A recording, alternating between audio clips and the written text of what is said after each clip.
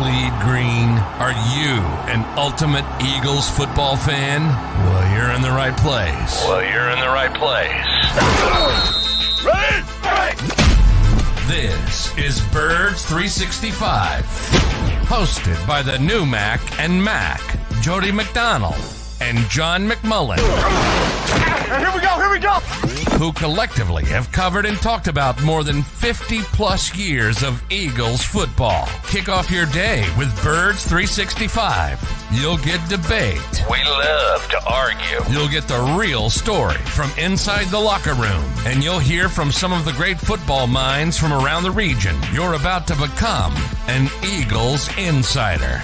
Get in the game. Join Jody Mack and Johnny Mack and join the football community that flocks to Birds 365. Birds 365 starts right now. Welcome to the NFL. Let's go! Let's go! Go!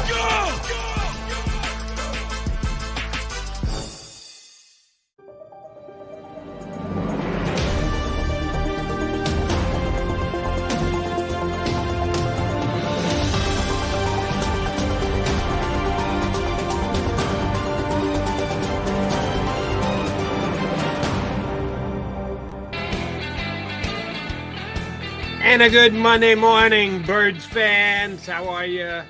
Hopefully your weekend wasn't as hectic as my partner, John McMullen's, who was probably bummed out that he had to do as much Eagle work as he did. Didn't allow him time to watch AEW action. They drew 80,000 people, Jody. They did. I know full well. I text you about it. I know they're number two, but they try harder. They did get 80,000 people into a stadium on Saturday night. Tremendous success. Yeah. Johnny Mack was busy with bird business. The Philadelphia Eagles, when last we spoke Friday after their Thursday final preseason game, had a day off.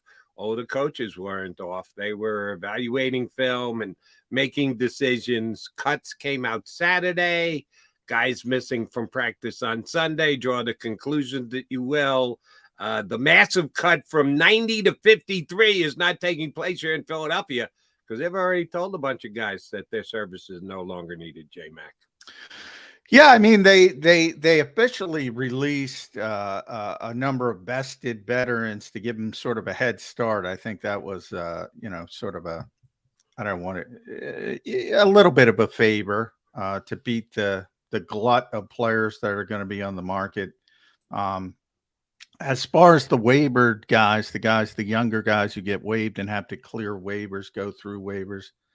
A few of those have leaked out, but at practice yesterday, we were able to see who was there and who wasn't there. So of that group, Ian Book, which was reported, Kennedy Brooks, Freddie Swain, Johnny King, Tyree Jackson reported, Tyrese Robinson, Marvin Wilson, Caleb Sanders. We hardly knew you to learn your first name. Alabe Sagapulu, I think we decided to go with Jody. Robert Cooper, Quentin Bell, and Tyreek Maddox-Williams, who had the big, obviously, preseason game against Indy, but got here too late and obviously wasn't going to make the 53. So those are the guys who weren't at practice. So they've already been informed. And the other guys are the bubble guys and trying to make that last bit of effort and practice to say, hey, let's tilt it this way. Also part of it is you've seen a number of trades over the league with lower level players over the past few days. The Patriots picked up a couple offensive linemen yesterday. A number of these players, Howie, if they're not going to make the 53, we'll try to get something for them and see if he can work out things that way. So that's part of it as well.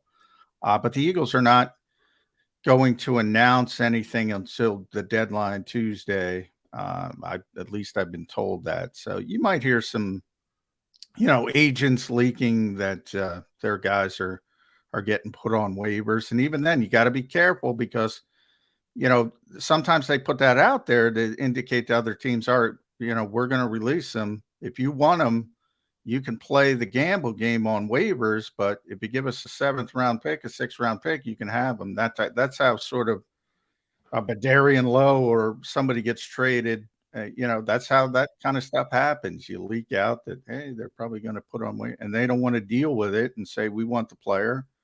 Let's give you a late round pick or something of that nature. Right. And as you stated, we've already seen a couple of those type deals come down over the last 24, 48 hours. If you go so far as to let the guy know, and you're right, the Eagles have officially announced nothing, but some pretty good reporters are reporting guys who will not be with the team, and they weren't there on practice on Sunday. So you can read into that pretty well. Those guys, probably the Eagles determine, if we put them out there and say we'll take a 7th round pick, they're not getting it anyway. So they've already made those decisions. But it's down from 90 to 70, which means they've got about 17 more guys to cut. Out of those 17, how many do you think they're really debating still? They've got to have a number of them that they know it's only a matter of time. They might be playing that game that you're talking about.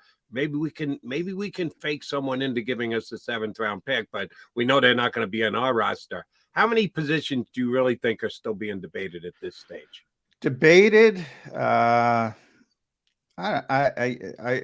think they're pretty locked in by this point. I think the obvious one would be the 6th corner that we talked about so much.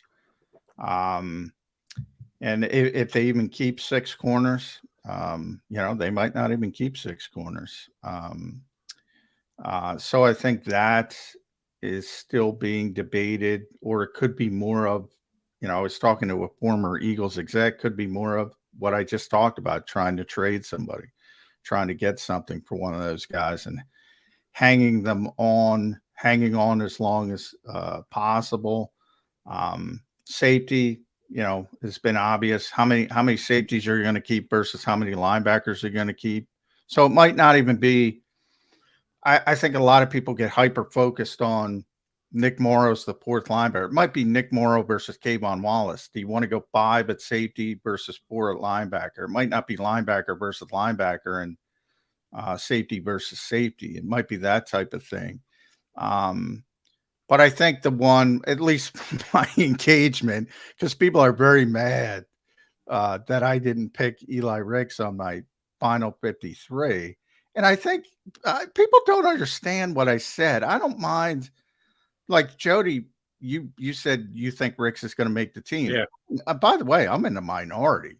Far more people think he's going to make the team than me. But what I said was, I don't think it matters. In other words, if they decide to keep Mekhi Gardner, who I picked to make the 53, or they decide to keep the Eli Ricks, I think the other guys get through waivers and they're going to be back on the practice squad. And by the way, it might be Mario Goodrich, and I think the same thing. And it might be Josiah Scott, and I think the same thing. I'm not sure if Josiah is vested at this stage, but you can get him through waivers either way, I think. But that's always a gamble. That's always a little bit of a gamble. So that's what I was saying. Now, to me, I lean towards Gardner for this reason.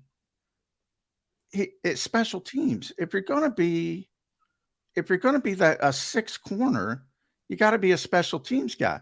He made the big play in Baltimore, but I also want the PFF, and I looked at, he's got significantly more special team snaps. He was graded higher. He was one of their best special teams players in the preseason, if that matters, which it might not. Right, because Rick got the pick 6 in a preseason game too. So you're going to evaluate the preseason special teams on Garner's. No, I'm just trying to explain I'm trying to explain my decision making for those. In other words, for the 6th corner, like neither's going to play, and if either plays, it's a disaster. It's an absolute disaster. And by the way, all these corners we're talking about have outplayed Calais Ringo, flat out. All 3 of them, Gardner, Ricks, and Goodrich, have outplayed Calais Ringo. And Josiah Scott also, what the former scout I was talking to said, versatility might also be a key. Well, Josiah Scott's the versatile one. Mekhi Gardner, a lot of people projected the safety, but the Eagles didn't play him there. But he's got some versatility as well. So that's all I'm saying. I'm trying to give people my thought process. But win or lose, I think all of them are getting through waivers. So that's all I was trying to say. I don't think it's that big of a deal. The Eagles might lean towards Ricks because they think he has an upside, a higher ceiling. Playmaking is a big thing. Ball skills is a big thing. That's one of the reasons Ringo has looked very poor in the preseason. His ball skills have looked not good, to be kind. And Ricks, obviously, and, with the contextual nature of playing on the third team, has looked like he has significant ball skills. All of this stuff factors into it, but I think they can get them all back if they want them back. That's my larger point. Waivers is one of the most overblown thing every year. The average is about 40 guys get claimed on waivers across the league. Now the Eagles, because they're one of the deepest teams in football, they're susceptible of getting 3 or 4, plucked, right? Because that's what teams do. Mm. But teams that pluck a lot of players off waivers, conversely, I think Chicago had 4 or 5 last year. I mean, I would say you're either a disaster as an organization or you're rebooting after being a disaster of an organization, one or the other. Because you've had your own guys all summer and all spring. And remember where we are. If you're claiming somebody on Wednesday, they got 1 week to prepare. You got 8 days to get them up to speed to play in the opener. I mean, they're not going to be impactful. So, and look, the Eagles have lost players over the years. The most notable that, my buddy Mike Kay keeps bringing up, Noah Togiai. And I say, all right, yeah, they wanted Noah Tungiai, sorry. They wanted him back. There's no question. Did it matter? At the end of the day, they ultimately got him back. He didn't do anything in Indy. He didn't do anything here. They didn't pay a price for it. And Brett Toth would be the other guy. Same thing. They really wanted him back. Arizona claimed him. He didn't do anything here. They got him back. He got cut again. Yep. I mean, all I'm saying is the fear of the waiver wire is just ridiculous. It really is. It's not earth-shattering. You are correct in what you say. Here's why I think you and I might disagree. PFF, who we reference here on the show, and I think the NFL doesn't like to reference publicly, but behind closed doors. Chris Collinsworth does. Okay. So some people do, some people don't. But they certainly know it's out there, and all the players are adding to their own scouting, which is certainly more important that they're doing.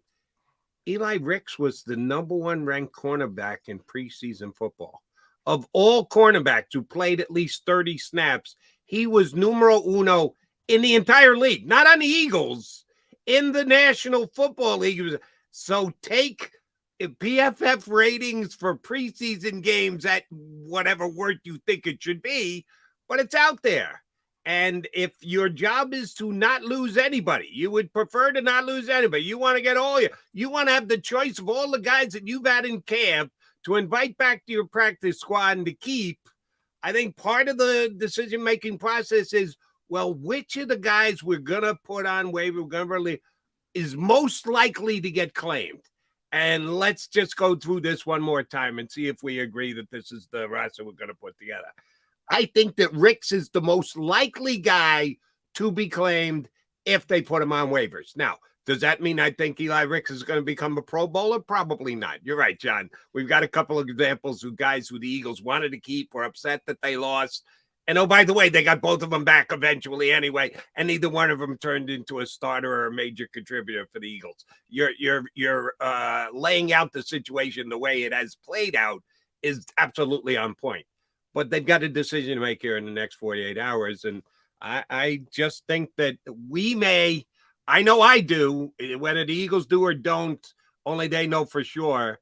I think that Eli Rick's opening enough eyes that I think he could get claimed. If the Eagles put him on waivers, I think. Well, and that's the point, and that's where I may be. Well, I agree. Number one, I agree. He's the most likely. If you said who's the most likely to be claimed, I would agree. It's probably Rick's. I would still say it's not that likely he's going to get claimed. However, and part of my reasoning for that was, look, everybody had a shot at this guy. The Eagles paid him 10 grand to come in here. I mean, yeah, everybody had a shot as an undrafted free agent. And he wasn't one of those guys who gets 200 grand, 250 grand. He got 10 grand. Now, Reed Blankenship got 5 grand, overcame it. So it's not a death sentence by any stretch of the imagination. But all these people had a chance at him, and we're doing the scouting, pre-draft, and all that kind of stuff. So that's number one. The second part is he made a good point, and I had to acknowledge it. The guy was texting with, and he said, because I'm hyper focused on the Eagles, which I admit, and I know the Eagles, and I don't know and I know what the Eagles do, and the Eagles, but there's two parts of this: self-evaluation and outside evaluation. He brought up the outside teams don't get to see practice. They don't get to see the Eagles practice. They don't get to see what they do. All they get to see is the preseason games. And he made splashy plays. Who told you this? It's a former scout with the Eagles. Over the weekend? Yeah. Do you forget who told it to you on Friday? He didn't. This was yesterday when I was texting him. But do you know who told you the same thing on Friday? Well, you're not a scout. No offense, Jody. I mean, no. I mean, it's. I know, but you're using it as reference as if he opened up your eyes on the weekend when you had this conversation. I said the same exact thing to you on Friday. John, the other teams only get a chance to see what happens in a preseason game. Yes. They're not an Eagles camp. I said that same exact thing to you on Friday. But it's a different heft. And what he said was, there again, you got to let me finish these things. People don't. This is the only thing that bothers me about fans is they hear one thing and they stop, and they don't hear me say it doesn't matter. The end game, it doesn't matter because I think all three will get through waivers no matter what the decision is. That's my larger thesis, so to speak. Mm-hmm. But of the three, yeah, Rick's is more likely for that reason. But the context of what he said as he continued, that's why you try to work the trade. That's why you try to get the 6th or 7th round pick. He's also the most likely to be traded. Now, for the Eagles self-evaluation, and again, I went through all the numbers. Not only did Gardner play more on special teams, he was more successful. So you bring up PFF. He was the number 1 graded special teams player in Baltimore in the entire NFL. And they have a crappy special teams unit who, by the way, lost 2 of their best players, Zach McPherson and Sean Bradley, on injured reserve. So all this stuff factors into it. Now, nobody cares about special teams players until they care about special teams players. So it doesn't make him more likely to get claimed. I think he's going to get claimed. And again, the ceiling, to me, it makes it more likely that they're able to get a 6th or a 7th round pick. So he said the first part that you said, Jody, but he added the second part. That's when you try to work the phones. That's when you try to take advantage of maybe these whatever adjectives you want to use, bad organizations, that taken, context. Look, the whole thing, if you pick up a box score, right, and you see a pick 6, you say, wow, that's great. But then if you go to the game and you watch, it might be a tip ball, where somebody else made the play and he was just in the right spot, so-and-so. Now, that's not what happened to Ricks. He made a good play. But he made it against a 4-team quarterback who really telegraphed the football. So if you're watching, and good organizations are watching, they're not looking at the box score. They're watching and they say, all right, nice play, made the play. It was there for him. Didn't drop it, coasted in. But so all of this stuff comes into it. But I would agree that he's the most likely of the 3 to get claimed, and maybe that tilts him. But from the standpoint of people, Bradbury in the slot too, that's something I think people have overjudged. And they say, well, if Bradbury's going to play in the slot, you don't need a slot, and then you can keep Ricks. And Bradbury was talking about it again yesterday. He was one of the players who talked, and he said again for the second time, we're just doing it in case and injuries. You never know what happens in a game. And guys, he's an outside corner. He's an all-pro outside corner. He's not going to play in the slot. And he keeps saying it, but if people don't listen, and by the way, I give Sean Desai a lot of credit too, because I think that's one place where he's different from Jonathan Gannon. Like, he's preparing for emergency catastrophe, smart, which yeah. I think is a good idea. John Desai a lot of credit for that too. You and I are on the same page there. But here, let me ask you about this. And as you correctly state, the Eagles. You're there every day. You follow them. You talk to them. You've got sources. So anyone who questions that is foolish. But is there a chance that maybe with some significant changes to the Eagles, specifically their coaching staff this offseason, that their mindset has changed? The way they evaluate has changed at least some. And I give you as an example your guy, Dan Arnold, who you raved about at practice and said, God, this guy catches in the everything. Spring, not in camp. I didn't. Okay, well, from the time he donned an Eagle uniform, he opened your eyes in practice, and you thought that he opened up Eagles evaluators' eyes in practice as well. And then we got to camp, and then we got to the preseason games, and he didn't do much of anything. And he was part of the early cuts for this team. Now, you got to take in the positional and the number of guys that are there and everything else that goes into it, but he was a guy who did well in something other than a preseason game, and he finds himself unemployed when the first cuts come down. Is there a chance that the Eagles have altered the way that they evaluate talent, and using Dan Arnold as an example? No, because he played well in the spring. He played well in OTAs. When he got to training camp, he didn't play well.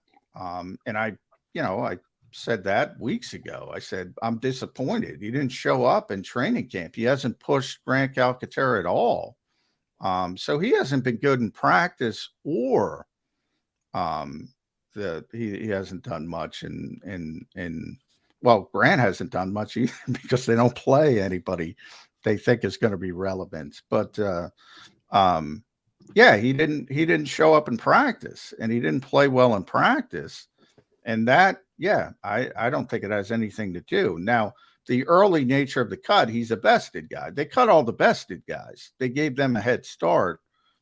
Whether, they'll frame it as they're doing them a favor, as I said, to beat the traffic. All the offensive linemen, they're all vested. So they don't have to go through waivers, so they can sign with anybody. And if anybody says, oh, we need a veteran offensive lineman, like the Patriots, they just traded for 2 offensive linemen. If they wanted a more veteran presence, maybe they call up Dennis Kelly and you give him a sort of a solid that way, but that's not the way it fell. So he just didn't play well in training camp. He played well in the spring. He showed up with no pads and shorts, and he showed his athleticism. How many hours was that? We had 3 practices, and he made a great catch in all 3 that we were open. But again, it's no pads, shorts, shirts, and he's a great athlete. I mean, I talked to Colin Thompson, our buddy, NFL tight end. He said he's a freak athlete, great receiver. When the pads came on, not the same. And that's maybe the reason why a great athlete, a good receiver, can't catch on anywhere consistently. He's played a long time, but he's bounced around a bunch of places. And he was bounced out of Eagles camp this weekend. All right, Johnny Mac, I need you to do me a favor. John's going to run. He's got to go over. Eagles have media access and then a practice today. So John's going to skedaddle here in just a couple of minutes. Mark Farzetta is going to come in for him, and we've got our contributors. Jeff Kerr is going to jump in, and BLG Bradley Gouton over whatever hit him last week when he was under the weather and couldn't join us. He's going to do so this morning. All right. I did this yesterday on my CBS show, and I relied on my listeners to give me some insight, but I need more educated insight from a guy like you. I wanted to tier the NFL before the season started, 4 tiers. And the tiers I labeled as legit Super Bowl contenders, on the cusp, sorry, just short, and not happening. Okay. So I wanted to get 8 teams into each of those 4 categories: legit, on the cusp, just short, and not happening. So I got 8 at the bottom. That was easy enough. But I kind of got caught at the top and in the middle. I've only got 7 teams in my legit category, and I've only got 7 teams in my just short category, and I got 10 teams in my on the cusp category. So I need to move 1 team from on the cusp up to legit, and I got to move 1 team from on the cusp down to sorry, just short. You're not getting there. I give you the 10 teams real quick. I need you to move 1 up and 1 down, and the other 8 will stay right there in the on the cusp category for me. On the cusp for me: Cowboys, Ravens, Lions, Chargers, Jaguars, Seahawks, Steelers, Vikings, Giants, and Saints. Those are my 10 on the cusp. Out of those 10, which most likely do you think moves up a tier, is the best of those 10 teams with Super Bowl possibilities? And I'm going to use your I'm going to make people angry. Super Bowl possibilities. I'm going to use your definition. Dallas Cowboys. Okay. And it's not an outrageous selection. I would think that most people do. I'm not as high on Cowboys as everybody else. Part and the reason I say that is because maybe the Ravens are better. Maybe the Jags end up being better. Those would be the 2 other teams I considered. But they're in the AFC where it's much, much more difficult. I don't think the Cowboys have as many hurdles. So that's when you say Super Bowl, I think Cowboys have a much easier path and are a good team on top of it. So that's why I go the Cowboys. That is very much legit. Believe it or not, you know who got moved up most out of my listeners? Dougie P's Jack. Yeah, Jack. Good team. Trevor Lawrence, I think he's going to be really good. And if he turns out to be as good as I think he's going to be, that's a good choice as well. But I just think it's tougher on the AFC side. Certainly so. So which out of those 10 teams do you think doesn't even deserve on the cusp status?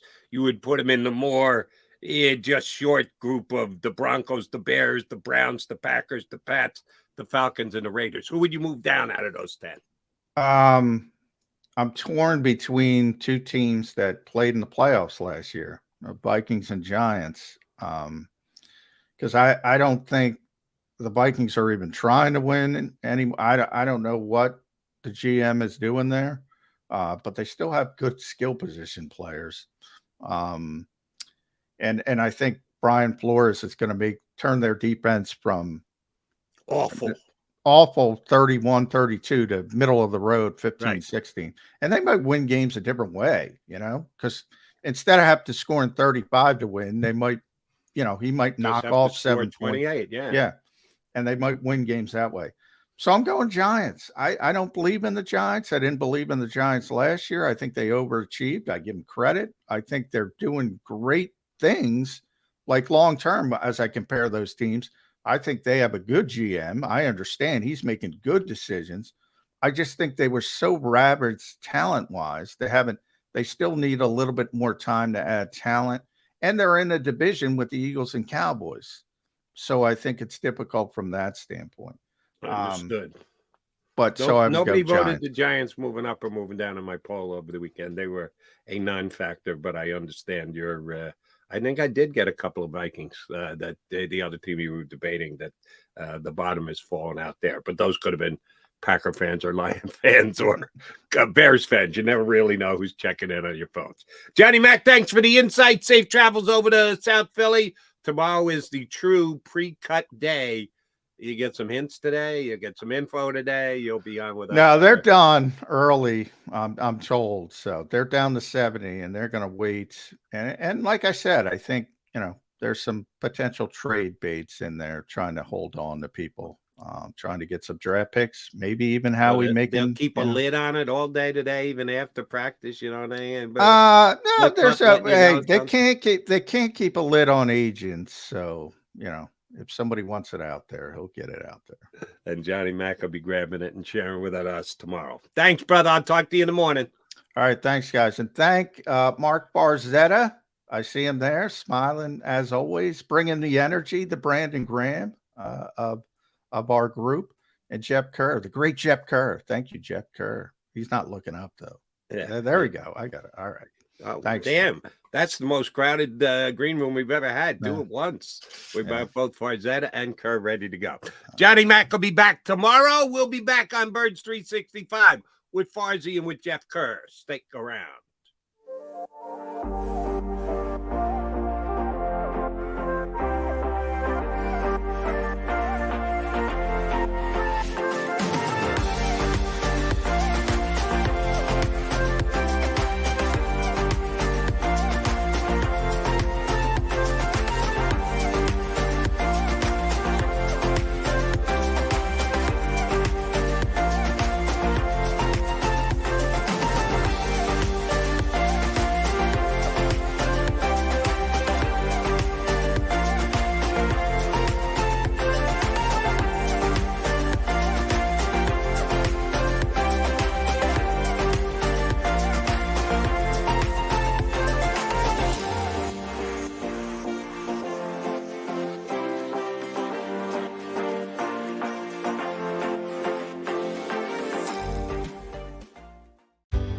Go passionately. Go fearlessly. Go confidently. Go Birds! Go confidently towards your goals with First Trust, Philly's hometown bank for nearly 90 years, and the official bank of the Philadelphia Eagles. We're focused on getting you over the goal line. So go with conviction. Go with trust. Go Birds! And go forward with us by your side. First Trust Bank, the official bank of Philadelphia dreams. Oh, and go Birds.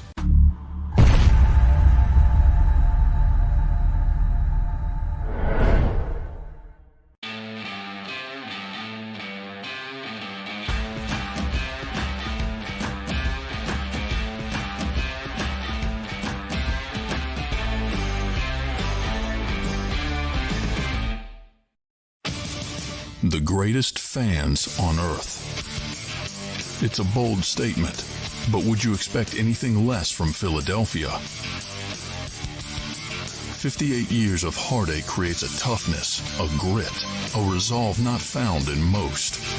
Sure, our prayers were answered, but now that we've had a taste, we're looking for more. Pondley Hockey, official partner of the Philadelphia Eagles. Go to get your game on. Go for the beers. Go for the cheers. Go for the hit and the hits. Go for the stakes and the stakes.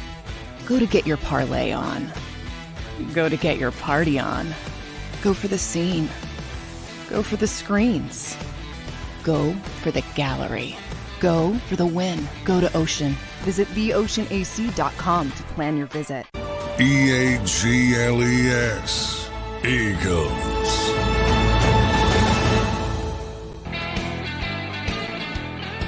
Welcome back here to Birds 365. Johnny Mac with Mark Farzetta jumping into the fray for John McMullen and our buddy Jeff Kerr from CBSSports.com. All right, since I've got both of you here, I want to do the same thing I did with Johnny Mac in the first segment with both of you guys. Do you have a pen and a piece of paper? I coincidentally randomly I'm prepared for this. Yes, I am prepared. Prepared and excitable, according to Johnny Mac. Bringing the energy. All right, here's I did this yesterday on CBS Sports, had fun with it. I need educated opinions above and beyond the callers that I get. I broke the NFL down into 4 tiers: legit Super Bowl contender, on the cusp, sorry, just short, and yeah, not happening, which both Shane Sykin and our pal in Indianapolis happened to appear. The Colts and the Cardinals are two of the worst teams in the NFL. Sorry about that, boys. You could have stayed in Philadelphia. You wanted to take a major challenge and go coach a bad football team like the Cardinals and the Colts. But I digress. It didn't break out perfectly. I wanted 8, 8, 8, and 8. Straight down the line, 8 teams in each. I only had 7 in my top category.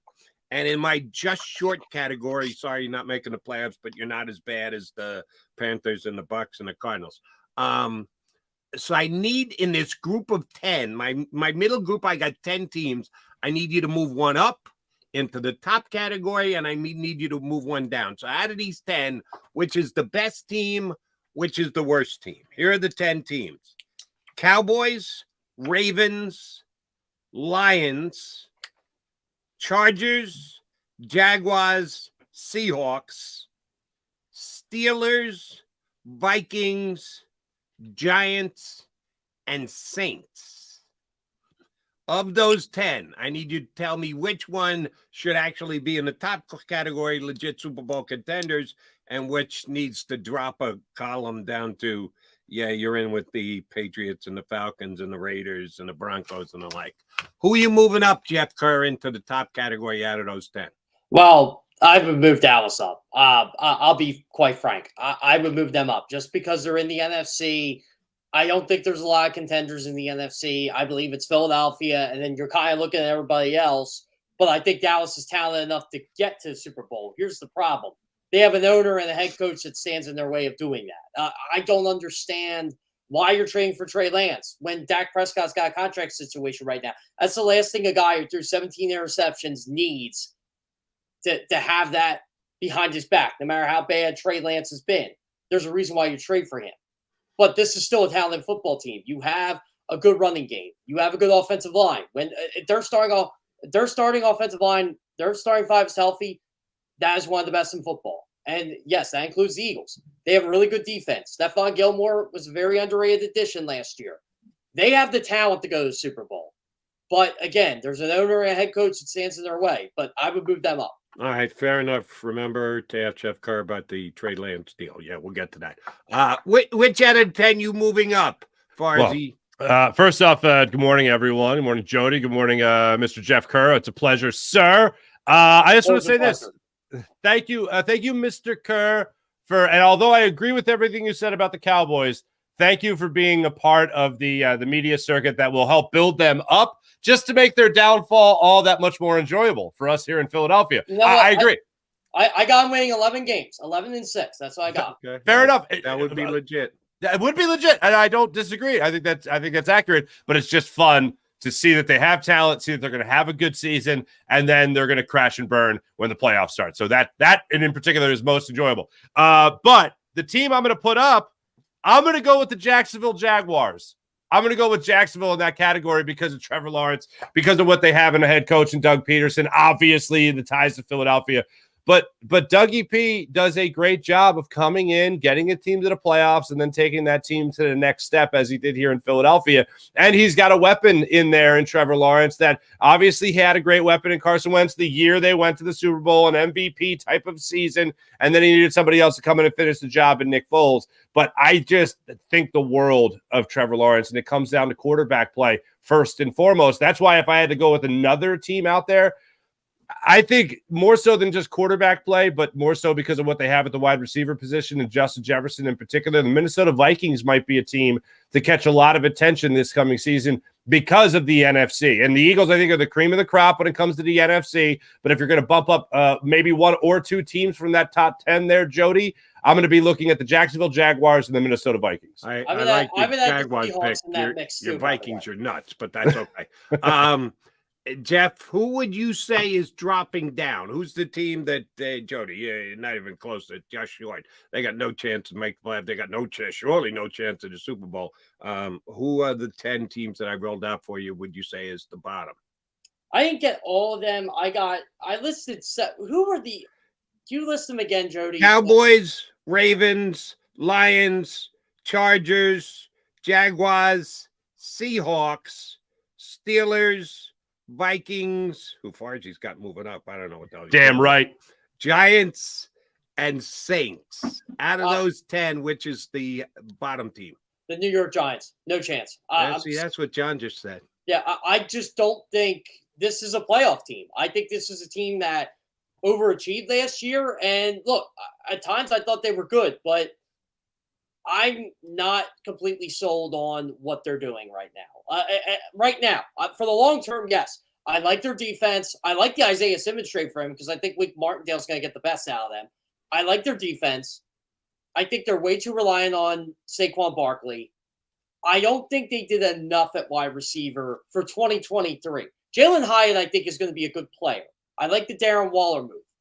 But when you look at this division, you got the Eagles in it. You got the Cowboys in it. I even think Washington's going to be half decent because if Sam Howell is what the Commanders think he's going to be, they're going to be good because they're loaded on defense. And if Chase Young's healthy, they're going to be really loaded on defense. You want to look out for a name, Cam Curl, their safety. Tremendous football player. I think more people are going to hear about him this year. All right, fair enough. So you got Giants dropping. Farzy out of the 10 I threw out there. Which one do you think is the bottom rung? The name that really jumps out to me is the Steelers, but it's hard to see a team like that with the success they've had under Mike Tomlin have another down year back-to-back. Obviously, a second year at Kenny Pickett. Didn't show me a lot in his first season in the NFL, so that's the first name that really jumps out to me to say to jump down or put out of this list. I'm not a big fan of Derek Carr. I don't see him as being some guy that's going to all of a sudden, be the reset button or the restart for the Saints. So the Saints obviously creep in there. If I have to go with one name to put out of that running, I think I do have to go with the Seahawks. And I know a lot of people are high on. I know, Jody. Nuts. I know. But you honestly mean to. So all of a sudden, Jody McDonald, of all people, Jody McDonald's going to buy into the Geno Smith hype. Yeah, it has something to do with Geno Smith. Look at the talent on the roster. Yeah, but still Geno Smith. He's not doing that again. He's not repeating the performance he had from last year. He hasn't discovered all of a sudden how to play quarterback in the NFL. Yeah. I understand they're loaded. I understand they're good. I think people are going to be buying into the Seahawks hype train way too much because of one good year from Geno Smith all of a sudden. So, no, I look at the Seahawks. I do not put respect on their name. They're going to benefit from that bad division. They are going to benefit. Here's the respect on their name. I think the Seahawks are the third best team in the NFC. I think it's Philadelphia, San Francisco, and then Seattle. I think it's far-fetched. I think San Francisco's in for a tougher fight out west against Seattle than the Eagles are in the East against Dallas. Okay, that's probably true. But I'll use a line that you like to use, Jody. I like the Seahawks. I'm not betting on the Seahawks. I like a guy like Geno Smith, and the redemption story is fantastic, and what they've done in the offseason has been fantastic. But it all comes down to the quarterback. I can't see Geno Smith all of a sudden putting it together at this stage in his career and being one of the, top 15, top 20 quarterbacks in the NFL. I just don't see it happening. Fun fact for you guys.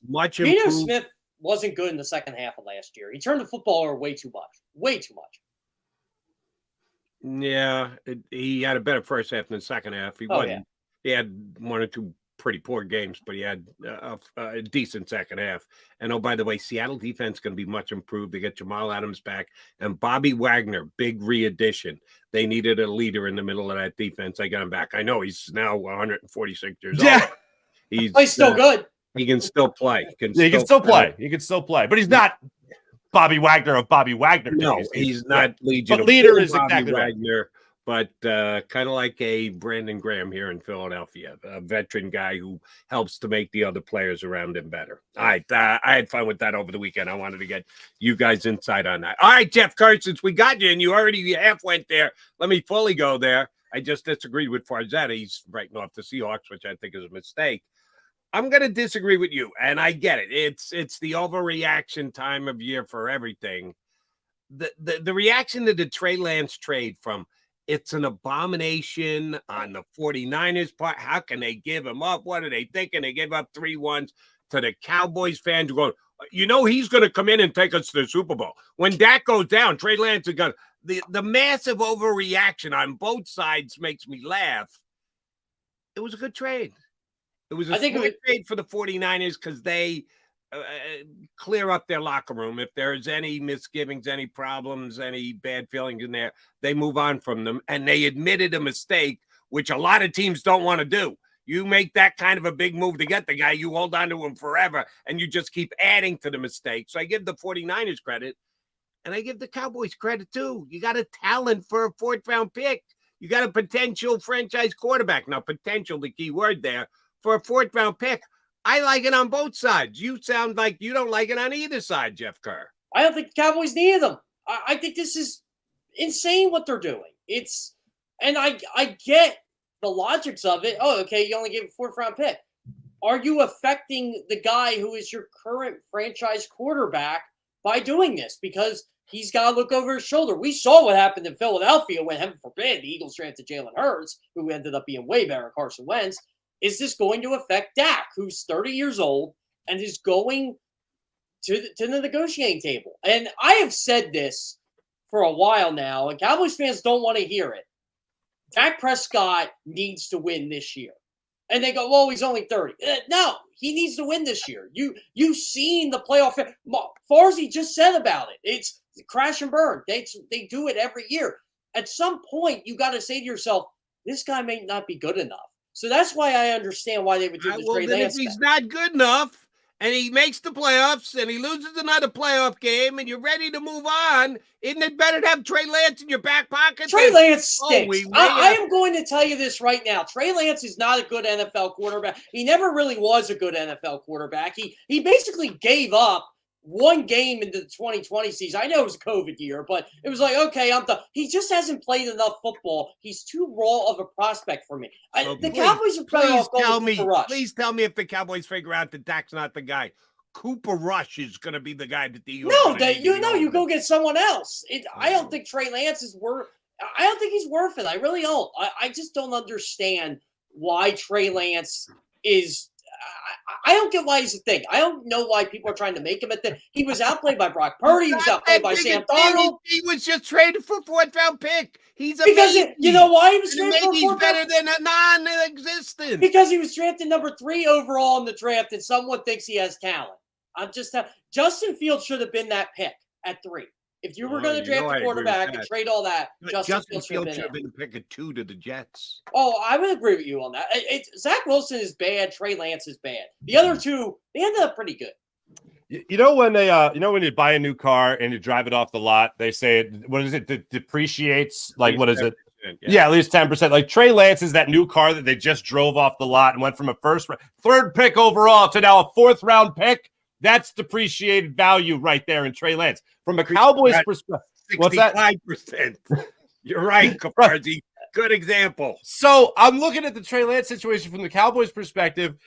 Other than the idea that you could mess with the quarterback's head in Dak Prescott, which I totally get, and Jeff, it's a valid point. We, as you pointed out with Jalen Hurts and Carson Wentz, we know it all too well here in Philadelphia. So other than that, and I think Dak Prescott's going to be fine with it. I think he's going to play well, and he'll do what he normally does, play well in the regular season. I don't think he'll be the turnover machine that he was last year. But coming out of the regular season, going into the playoffs, that's where he does have to put up. And yes, I agree with your statement that he's got to win this year. And it is not just Dak Prescott. I mean, this goes back to Tony Romo and choking in the playoffs with the Cowboys. That's what they've done really for the vast majority of the last 20 years. So looking at it like this, from a Cowboys perspective, they now have a guy waiting in the wings to get another chance. Maybe the change of scenery argument helps a guy like Trey Lance. I don't think it will. I think ultimately the Cowboys will end up drafting another quarterback and trying to go through a whole new process of bringing somebody else in. Maybe they eventually try to tap into a veteran network just to have somebody stabilize the position while they try to draft somebody and groom somebody to be the next starting quarterback. But from a 49ers perspective, I agree. It's one of the hardest things for any professional sports team, not just the NFL, to do. Admit a mistake. Trey Lance wasn't going to be the guy. They're sold on Brock Purdy right now. They feel like they could win with him. So moving on from Trey Lance and getting something in return is a win for them. Ultimately, yes, wasting the pick, whatever you want to call it, when they drafted Trey Lance, obviously not a good look. It didn't work out for the transition to move it to him from Jimmy Garoppolo, but they got something for him. And the Cowboys now have a backup quarterback that they feel, if anything, they've taken a flyer on, and all it cost them was a 4th-round pick. And I'll tell you what I specifically loved this weekend. that Jerry Jones felt the need to let everybody know. You know, we like Jalen Hurts too. If he had fallen to us, we might have taken. Yeah, But you could have taken him. We were You didn't going to want take him. Excuse me, wait. He said we were going to take him. Yeah, That's oh my. Is this not the most Cowboys thing ever? Not only now, Jeff, to your point, are you messing with the head of Dak Prescott by bringing in Trey Lance? Okay, but you felt the need to then go back in time at a point where Dak Prescott had already won a playoff game. He had already been a Pro Bowler, maybe a 2-time Pro Bowler at that point. I'd already really good at the time. Still really good in 2020. And you're talking about drafting a guy that was just the runner-up in the MVP race? Oh, my God. Now, if Trey Lance doesn't mess with Dak Prescott's head, Jerry Jones is going to mess with Dak Prescott's head. More than Trey Lance ever will. I agree with you. And I got to give Dak this much credit. I think he's really got his head screwed on straight. Now, can he be successful in the playoffs? That's to be determined. Yeah, that's on you, Dak. That's not on me or Jerry or anybody else. That's on you, Dak. And, oh, by the way, having Mike McCarthy call your plays might not be as good as you think it's going to be. But I don't think he's the kind who's going to cave looking over his shoulder. Carson Wentz, we found out, was. I don't believe Dak Prescott is that kind of guy. So that's why I think it was a good move for the Cowboys. Not an earth-shattering move. Listen to the Cowboy Nation. This guy's going to take them to a Super Bowl. But a good move just the same. All right, guys, we haven't even touched on the Eagles yet, just tangentially. Cut a bunch of guys over the weekend, guys who didn't show up at practice on Sunday, speculation flying. I think it's probably very good speculation. From 90 down to 70, they still have 17 more guys they got to decide on in the next 30 hours or so.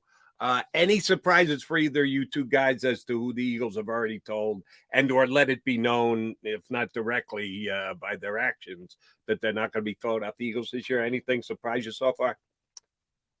You know what? One. Me, go ahead, Farsi. But the one name for me was Dennis Kelly. I thought they value the veteran lineman. I thought they valued a guy that could play, a variety of positions on the offensive line. That was the only guy that really surprised me. A guy, the veteran that they had faith in, they thought enough of him to bring him in at the beginning of camp, so it wasn't like he was just a camp body. At least I didn't think he would be. And I know they liked him when he was here before they traded him for Green Beckham. So for me, I was a little surprised that they let him go, but that was the only one that really raised my eyebrows. None of the ones that they cut really surprised me, honestly. Like Dennis Kelly, it kind of looked like the last week, even in the joint practice with the Colts, he was on the chopping block. On my final 53, I didn't have him on. Tyree Jackson was another one I didn't have on. I know people were kind of shocked by that. I think and look, I talked to Eli Ricks after the game on Thursday. I talked to him a little bit, before that.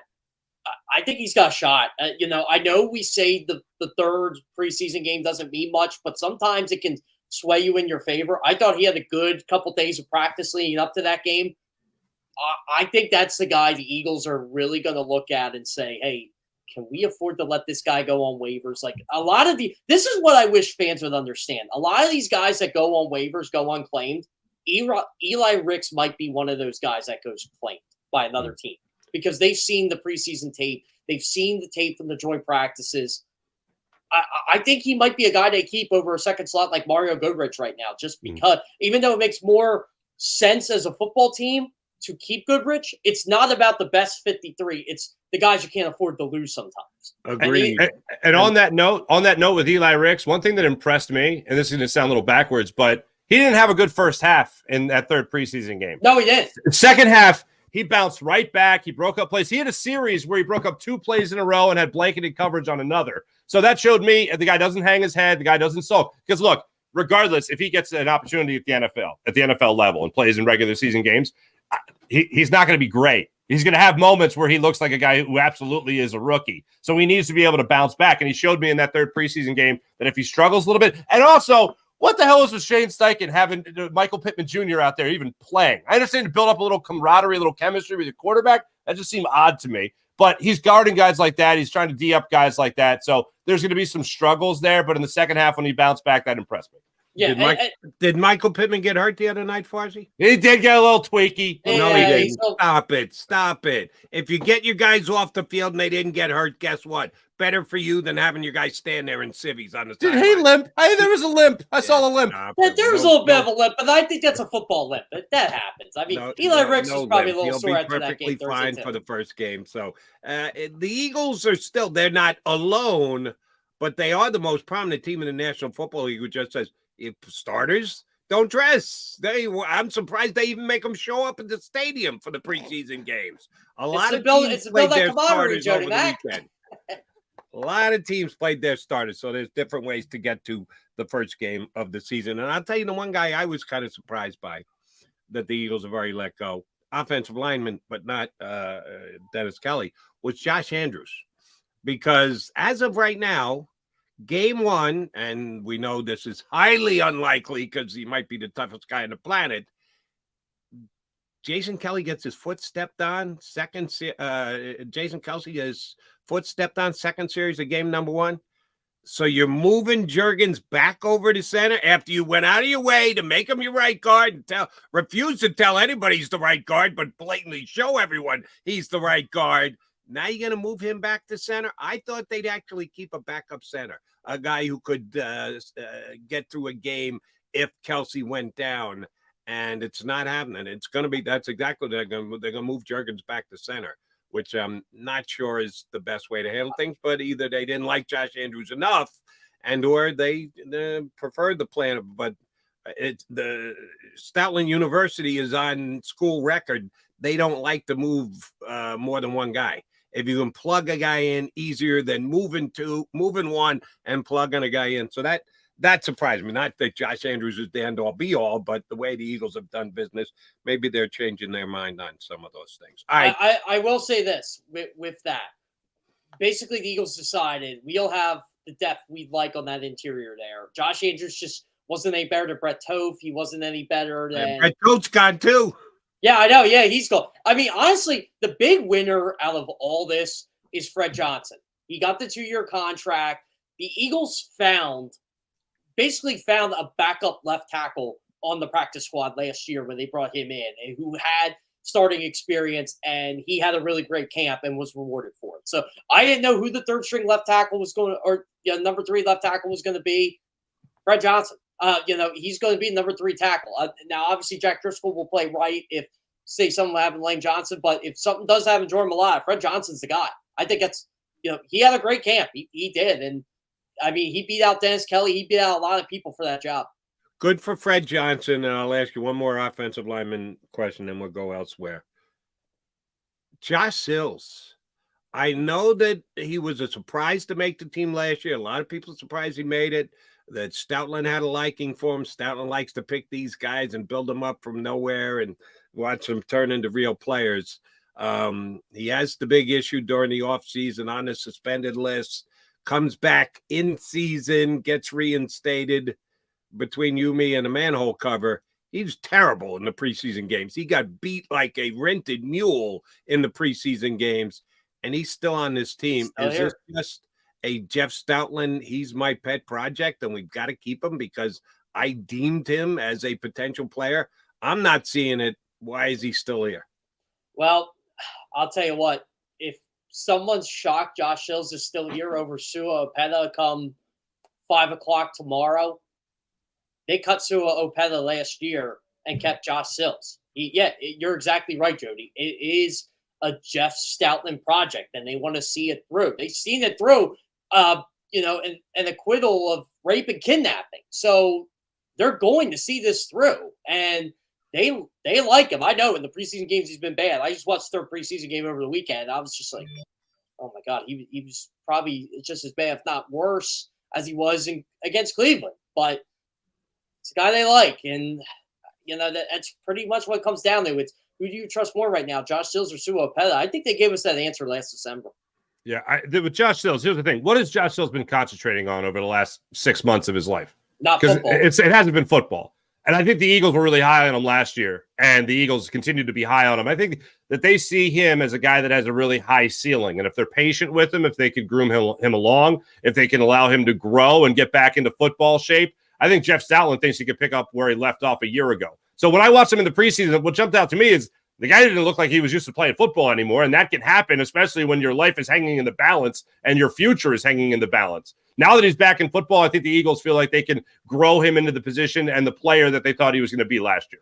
Do you imagine like how his life just turned on July 29th? He's back in the facility July 30th, and then like 2 days later, you just got crowds of media, including myself, surrounding him.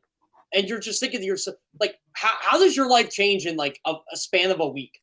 And Josh Sills basically didn't have any of that all season to work in the facility. Didn't have any of it. Like you said, Mark, his life was hanging in the balance. Now he can go back to focusing on what he needs to focus on. Right. But here's the reason why I'm surprised he's still here. And if he makes the team, I'll be even more surprised. You know it. I know it. Everybody knows he hasn't done anything in 6 months. He hasn't worked. He hasn't been in football shape. He hasn't been in a locker room. Somebody's going to claim him.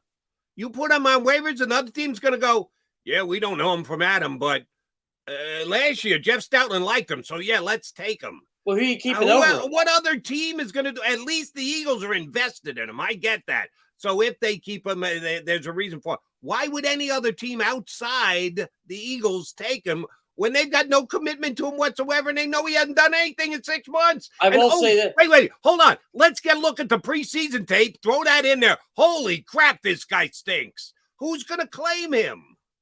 They cut Jack Anderson last year and thought no one was going to claim him, and the Giants swooped him up. Just saying.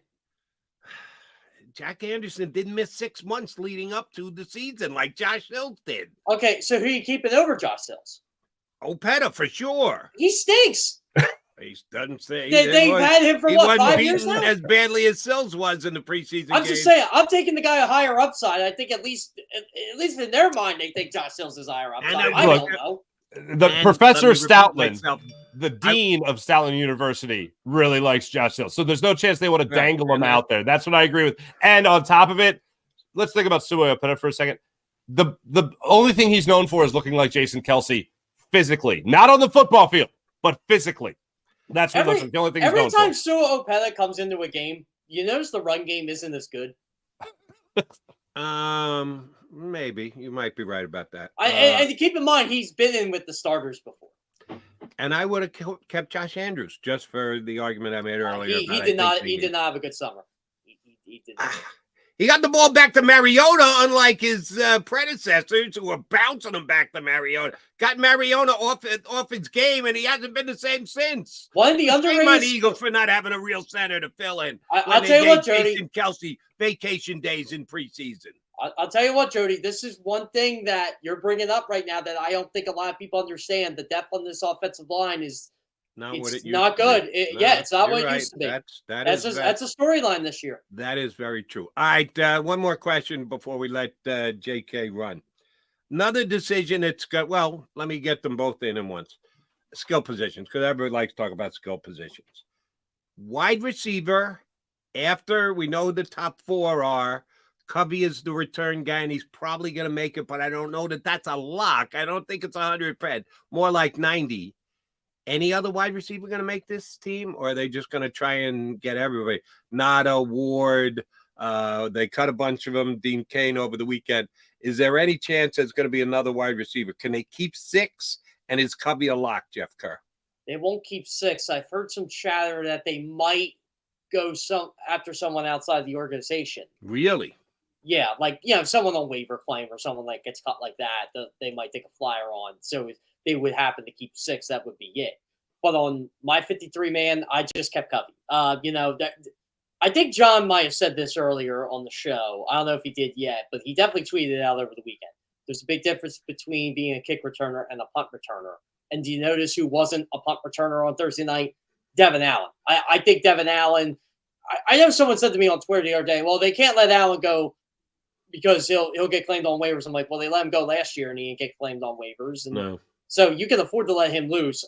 They can afford to cut Covey, but I think they know what they have in Covey.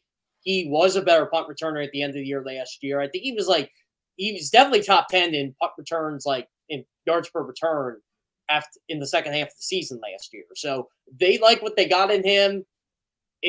Look, the 5th receiver is basically the special teamer. So if they keep 5, those are the 5. But I've been hearing they're at least toying with the idea of waiting to see who gets cut and maybe bringing the guy making a waiver claim and seeing who. I have no idea who that would be, but something to think about. That'd be interesting. All right, Jeff Kerr, before I let you run, the 4 running backs are the 4 running backs, right? Poor Trey Sermon. He should get paid extra for the amount that he had to carry in the final preseason game.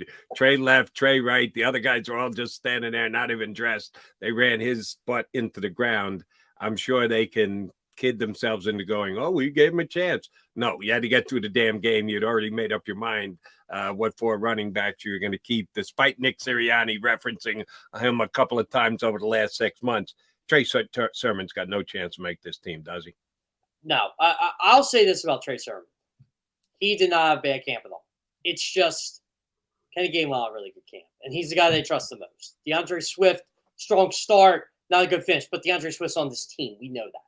Rashad Penny, really strong finish to camp. Boston Scott is as reliable can get. They like him. So there was just no room at the end. I'll just say this.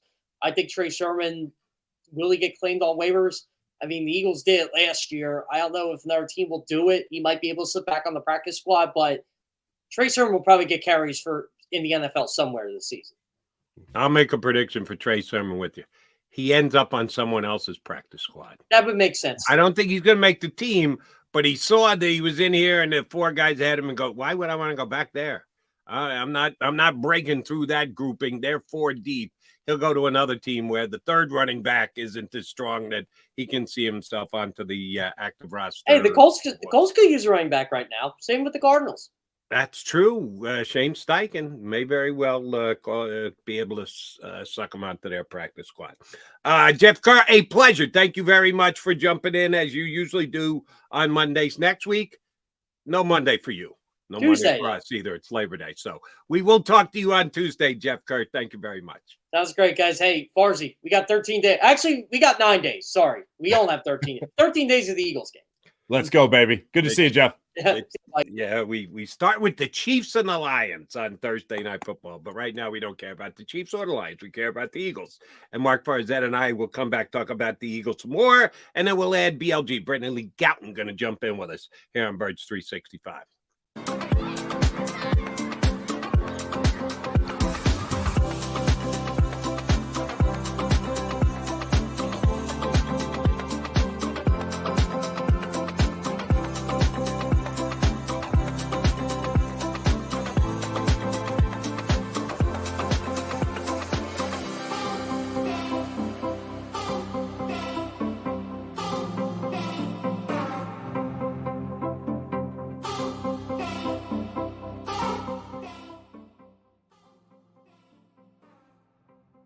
If you own a company and you're not producing a podcast, you're missing out. The public consumes messaging when they're ready. Join the professional podcast network of companies and let JAKIB Media Partners put you in the podcast arena. Come to our professional studio or we'll come to your place of business and professionally produce your company podcast. Call JAKIB Media right now at 267-261-3428. 267-261-3428.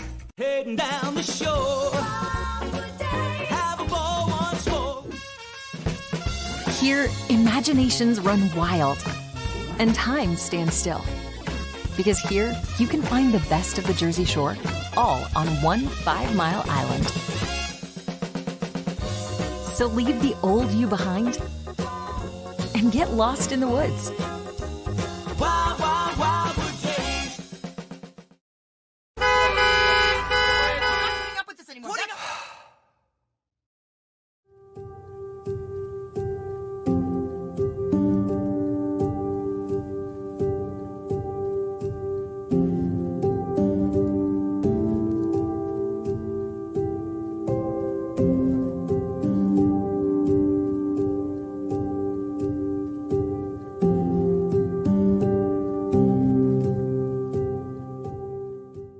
Score and save at Southeastern PA and Delaware with Colony Pools this football season, and let the experts close your pool with a custom Merlin safety cover in green for the birds. And if you join our Winter Watch team, We'll give you another 20% off, and Colony Pools will handle it all.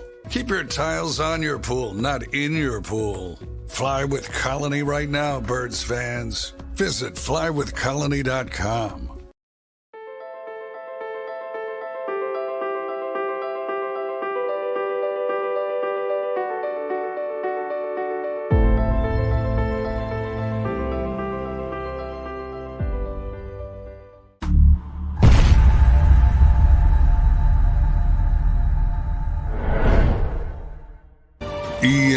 EAGLES, Eagles.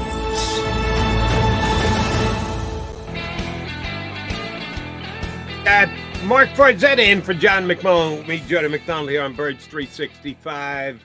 Brendan Lee Gouton's going to join us in less than 10 minutes. All right, Farzy, you half-kiddingly last segment poke fun at Shane Steichen for actually playing his starters in the preseason game on Thursday night.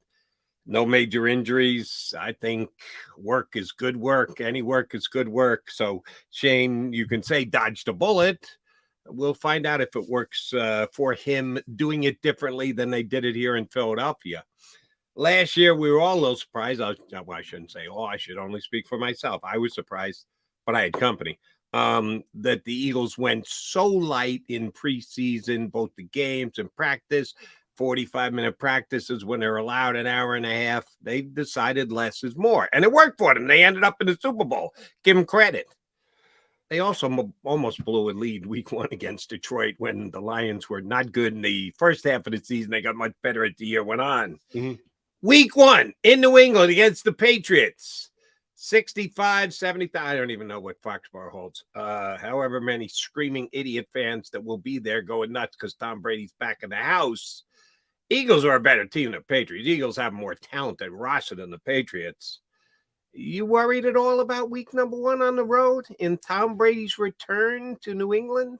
No, I'm not worried about that game. I look, here's Jody. I understand it's cut down week, the cut down, final cut downs tomorrow. But like, here's where I'm at. And I find that this is a very big confidence booster for any doubt in a bad start to the season or a slow start to the season or even a bad season altogether. But I remember when the Eagles were going into the season where they won the Super Bowl. The main talking points after the last preseason game were, did your backup quarterback play enough in Nick Foles? And do you have a long snapper that could take over for our man, John Dorenbos? Like, those were the biggest concerns at the end of the preseason. And now we just spent time, and rightfully so, because it is cut down week. We just talked to Jeff Kerr. You've been talking about it with John McMullen as well. I've been talking about it. We're talking about 5th wide receivers. We're talking about backup centers. We're talking about kick returners. And those positions are not at all insignificant. But we're not talking about like a quarterback controversy. We're not talking about whether or not this team has a wide receiver that could be the number 1 guy when, in fact, they have 2 that could be a number 1 guy. I think they have a Pro Bowl quality tight end. This team, I think, is set up for success. This team is set up for success this year. And the Patriots, when I look at them, they're always a great run organization and all the respect in the world to Bill Belichick. But I think this Eagles team, watching them and listening to the veterans, the guys that are going to be playing in the regular season, they can't wait to run through the doors at Gillette Stadium and run out of that tunnel and start another great road back to a Super Bowl. They are chomping at the bit to get back onto that field and start. I think the Patriots are going to be in for a hurting and week 1. And the Eagles last year, yes, all the criticism in the world where they talked about a light practice schedule, I get it. This year, they went to a lighter practice schedule. This year, Jalen Hurts didn't even play in the preseason. What do you have, 6 snaps last year in the preseason? I just think this team is just so raring and ready to go. It's certainly not going to be easy. There's going to be bumps in the road. You might even have a second half collapse like you did against the Lions. I don't know. But I just feel like this team is not going to miss a beat when they start the season. I feel like they're just ready to go from jump. Yeah, see, I'd rather play the Patriots, say, like week 7 when Tom Brady's not being honored. If you're going to go up to New England and let the Eagles. Don't teams suck? Jody, don't teams usually suck when they're honoring someone? I thought teams always sucked. I know that was always my feeling. Whenever they're honoring anyone pregame or halftime, they're terrible. I think that's a Philadelphia thing, that it's happened here in Philly more often, but I don't know that it's necessarily a. I was at the Reggie White game. Oh, God, I was at the Reggie White game. The sporting landscape, I don't know that that's always the case. Yeah, I'm not going to pick the Patriots next week. I can almost assure you of that, but I'll admit, a little nervous about whether the Eagles will be up to speed. I hope you're right that they're like the dog with the chain on and they're pulling at the fence, waiting to get released. I hope that's the case. I don't know that's the case, but I hope that's the case. All right, one more for you, and I'm going to ask this of BLG when he joins us coming up in about 5 minutes. Derek Barnett's going to make this roster. Howie Roseman's got 24 hours to pull a deal for Derek Barnett. And I've been told by Derek Barnett that, they could get a high day 3 pick for him. 4th round of no shot, no chance. The only thing they're going to get is a conditional pick, 7th rounder that maybe becomes a 6th if he plays 50% of the new team snaps or whatever else. There's no chance Derek Barnett's be. I don't even think they can get that. That's why I'm saying Derek Barnett is here, because I don't think there's any chance he's going to be traded. Do you think there is, that someone is going to be reaching out and going, yeah, Howie, we'll give you something for Derek Barnett because he can step in and play for us, where he's going to be at the bottom of the rotation of the defensive ends here in Philadelphia? All right. So I know Howie Roseman loves his draft picks, and every GM should love their draft picks. Okay.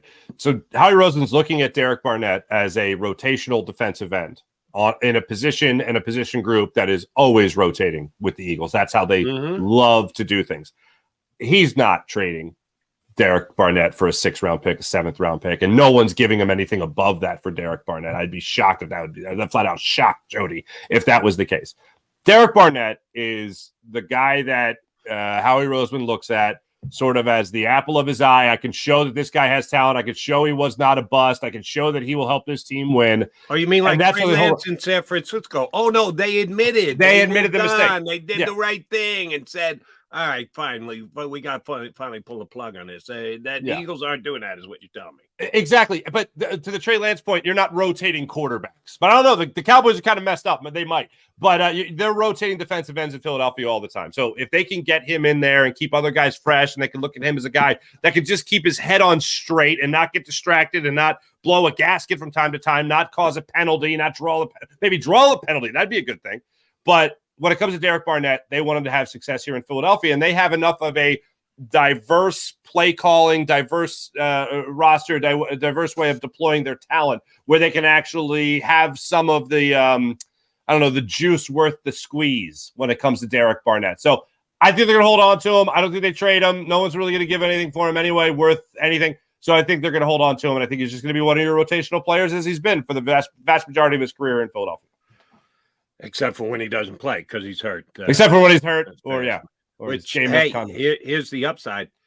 When he's hurt, he can't get any penalties. He can't take 15-yard unsportsmanlike conduct penalties. So there's the upside. There is 48 hours before we find out that Derek Barnett is still on this team, and I will come on here and shake my head like I have for the.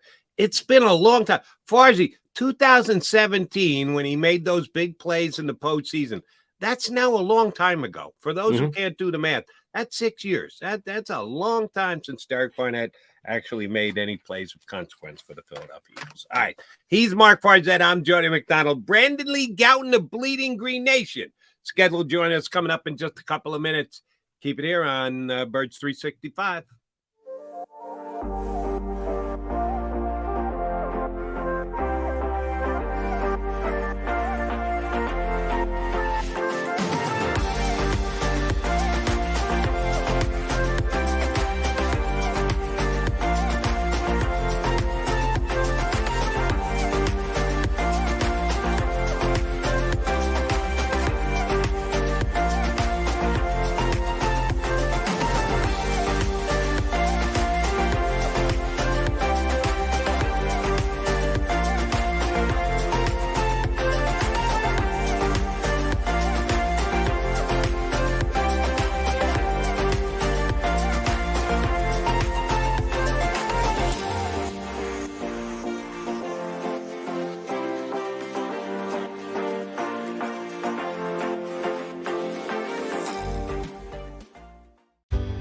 Go passionately. Go fearlessly. Go confidently. Go Birds! Go confidently towards your goals with First Trust, Philly's hometown bank for nearly 90 years, and the official bank of the Philadelphia Eagles. We're focused on getting you over the goal line. So go with conviction, go with trust, Go Birds! and go forward with us by your side. First Trust Bank, the official bank of Philadelphia dreams. Oh, and go Birds.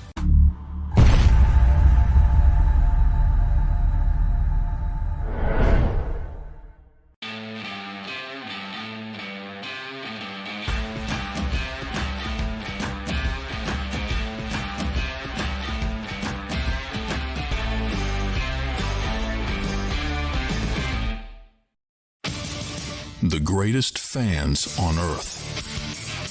It's a bold statement, but would you expect anything less from Philadelphia? 58 years of heartache creates a toughness, a grit, a resolve not found in most. Sure, our prayers were answered, but now that we've had a taste, we're looking for more. Pondley Hockey, official partner of the Philadelphia Eagles.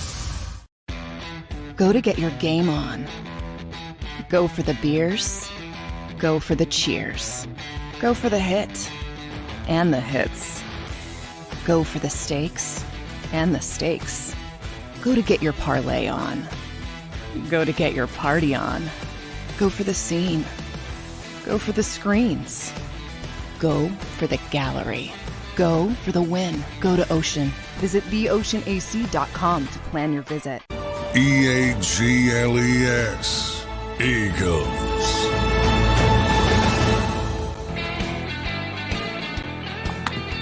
You got Birds 365 here on the JAKIB Media YouTube channel. Mark Farzetta in for Johnny Mac. We've got Brandon Lee Gouton from Bleeding Green Nation jumping in with us.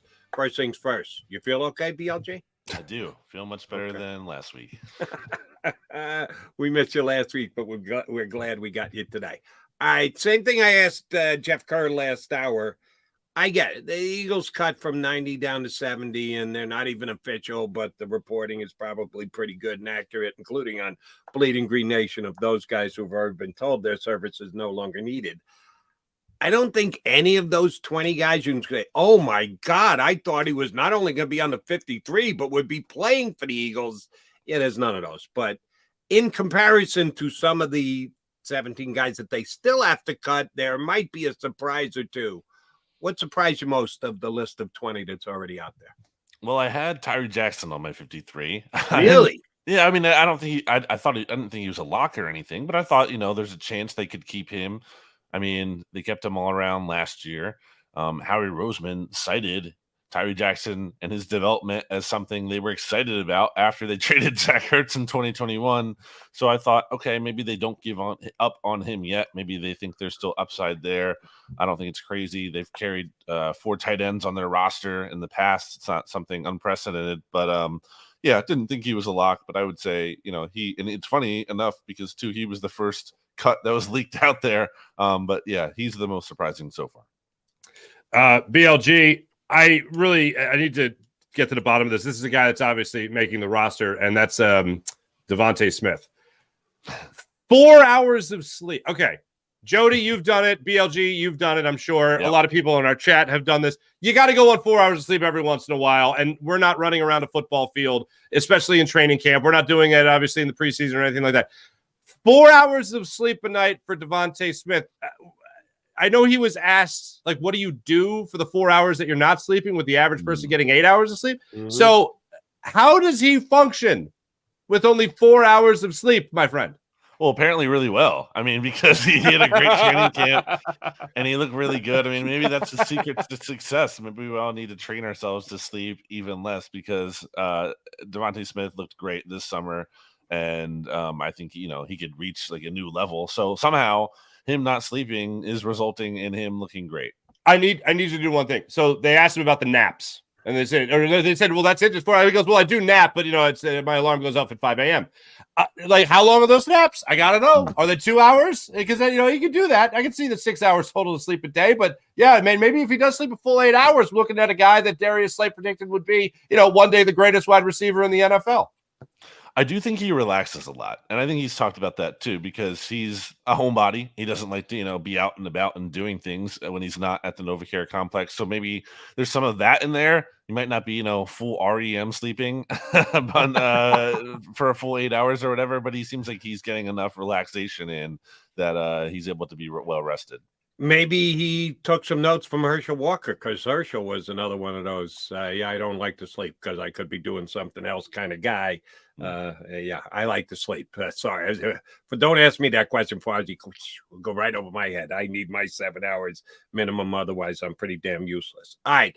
BLG, let me ask you about the fact that the Eagles once again this year decided less is more in preseason, in practice, in the games, guys not even playing, not dressing and the like.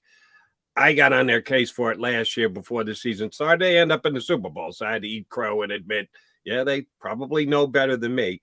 They doubled down on it this year and playing guys even less. You got any concerns week one? Not even all I asked far as you about the whole Brady celebration thing. Put that aside and say it has no factor. Is this team ready to go week number one, do you think? At the top of their level? I think so. I mean, that has not been an issue for them in the past. I think about the Falcons game in 2021, Sirianni's first ever. Eagles got off to a hot start. Last year against the Lions, they had that big lead. Things got a little closer towards the end there, but they certainly started strong. So I've seen no evidence that, they're going to start slow just because they didn't do anything. Now, you could say they didn't play in the preseason at all, a lot of the starters, whereas the past couple of years, they at least got like a drive or so. But is that one drive going to make world's difference? I don't tend to believe that. I think they got plenty of good work in the 15 training camp practices they ended up having, which is, I think, the same number they had last year. So I think that's fine enough. BLG, when you look at this offensive line, it doesn't seem like the depth is there. I know one of the guys that was released that at least raised my eyebrows was Dennis Kelly, just because I know they'd like to have some veterans back there, especially a guy that can play multiple positions. Thought he had a decent preseason, got out there on the big Trey Sermon run, made a nice block upfield. But when you look at, or downfield, when you look at the backup positions here on the offensive line, is it thin? Cam Jurgens, simple as that, the backup center? Tyler Steen goes in there as the right guard. When you look at the backup positions on that O-line, is this the thinnest they've been in a while? It's all relative, right? I mean, I think there are teams out there that have question marks at multiple starting spots, and the Eagles don't have that. So certainly you'll take that. I think relative to last year, though, you don't have Andre Dillard, who, for all his faults, had certainly kind of come on a little bit and proven to be a quality option off the bench at left tackle, where now you kind of have questions. I mean, is it even going to be for sure Tyler Steen, who I thought did some good things in camp and probably should be that left tackle there? Or is it Fred Johnson, who it seems like the Eagles are going to keep after giving him that contract extension? So there's more question marks here. They've certainly lost some of the depth that they've had in terms of in the past, Coyote, Awashika, Jack Anderson, and Andre Dillard, who I just mentioned. So they've had a kind of a little bit of a drain of talent from their youth specifically through different methods. And, that's just kind of the name of the game when it comes to those bottom of the roster guys. You can't hold on to everyone always. You're going to have to make cuts at some point, and some guys are going to shake free.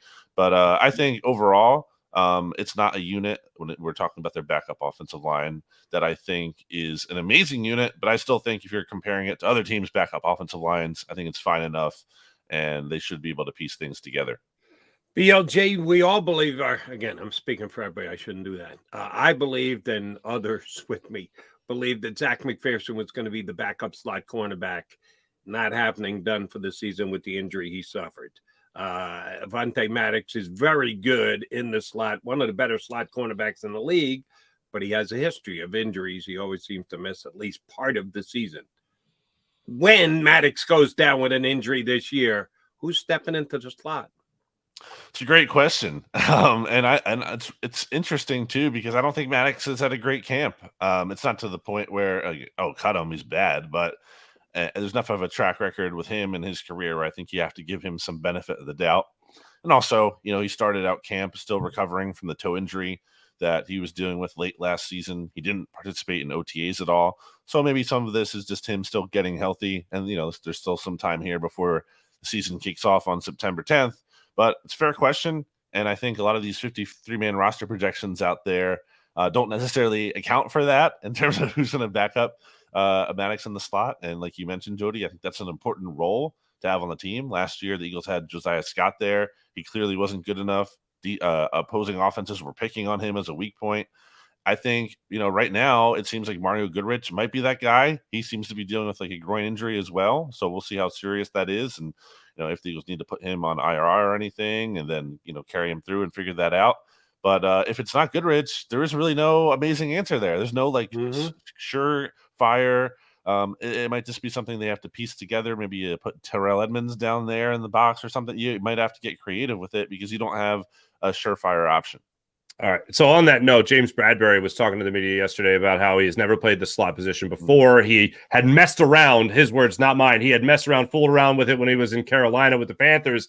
And then he said, yeah, if we were playing man and I had to follow my guy and I was the inside guy, it was just what happened. But he's never played under the title of, nickel corner by any means. So what do I read into it? Is it just a matter of testing versatility, getting his feet wet in case he does need to play that position from time to time, maybe against CeeDee Lamb or something like that in the division? What should I take away from him playing the slot corner position?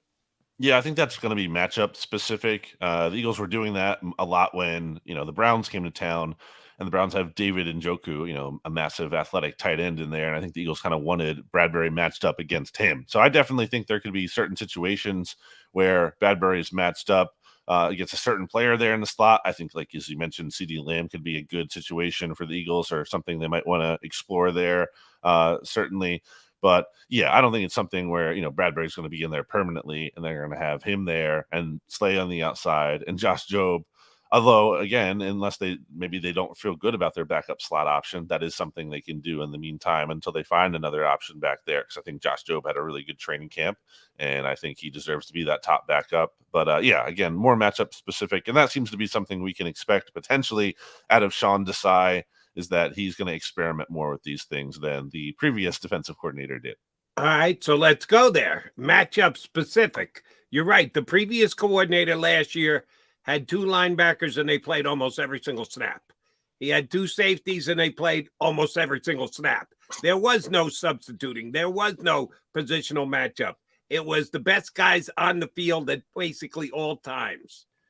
The Eagles aren't near as set at those two positions as they were last year. I think Reed Blankenship is close to a lock to be one of those locks to play every single snap.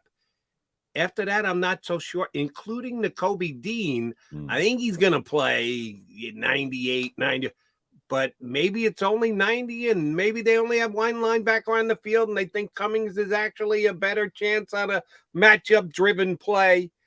How much matchup-driven is Desai going to be? You opened up the door, now walk through it. How much of that is Sean Desai actually going to do? Well, we've seen enough evidence in training camp to make me think he will tinker to some extent.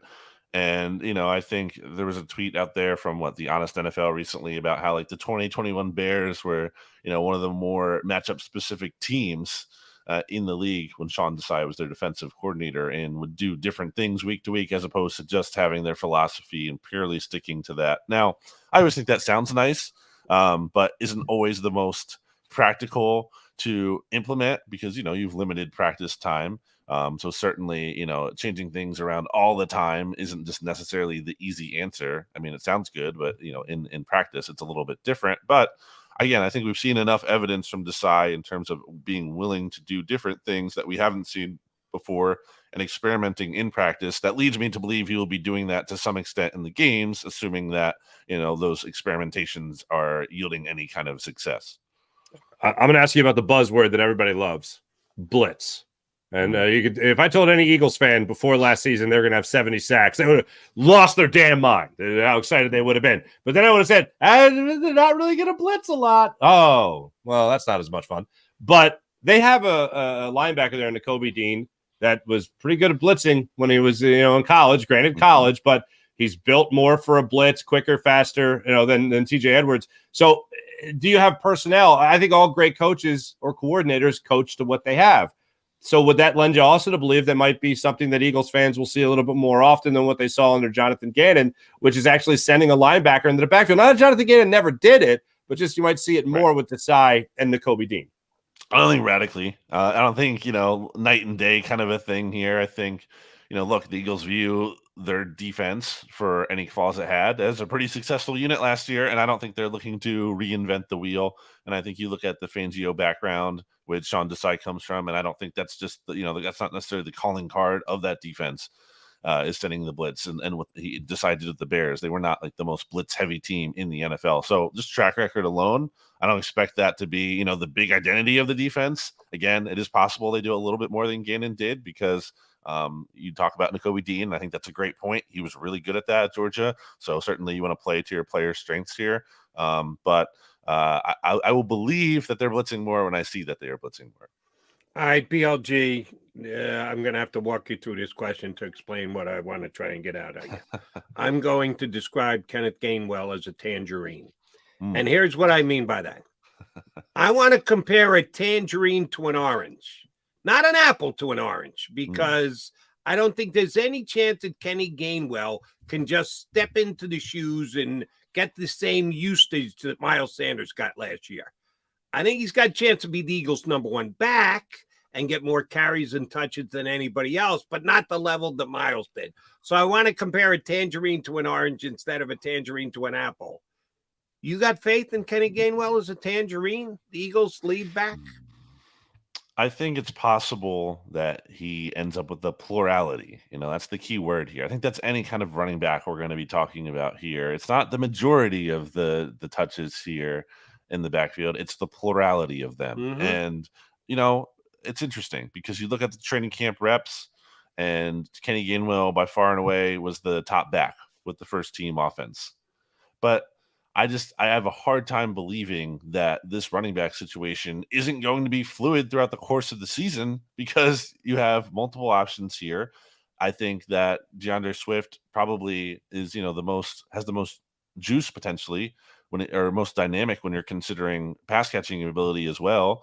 And I think, he's going to have a role. And I think that if he's really excelling in that role, he's only going to be fighting for more playing time. And I think Kenny Gainwell is a nice player, but I don't think he's so good that it's impossible that someone or multiple players could outshine him and work their way into the rotation and warrant more touches. So I think this is something that's going to evolve through the course of the season in terms of who's looking good, who's not, are there fumbling issues.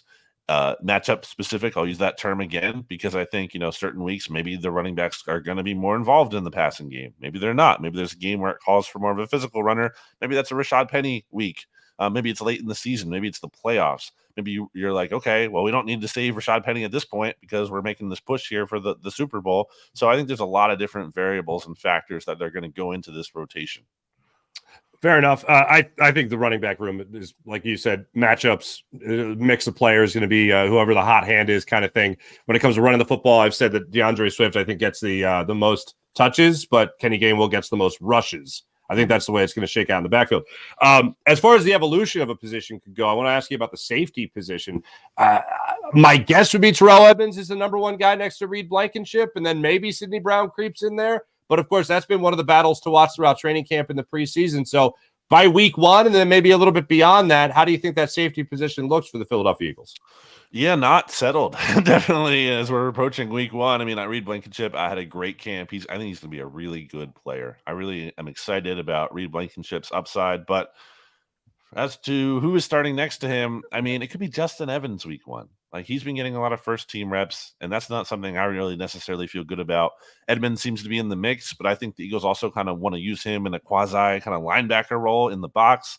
So there's a lot to be determined there still. I think that's another position where, like just talked about running back, you kind of have to figure it out to some extent as you go and see who's playing well. I think Sidney Brown, will emerge at some point, but I don't know that things are really trending in a way where he's going to be your week one starter and you're not looking back at all. I think the Eagles are kind of want to be a little bit more cautious with him. I think he will be getting snaps on a more rotational basis until he totally just leaves no doubt and seizes that starting job at some point, but that's not from the jump.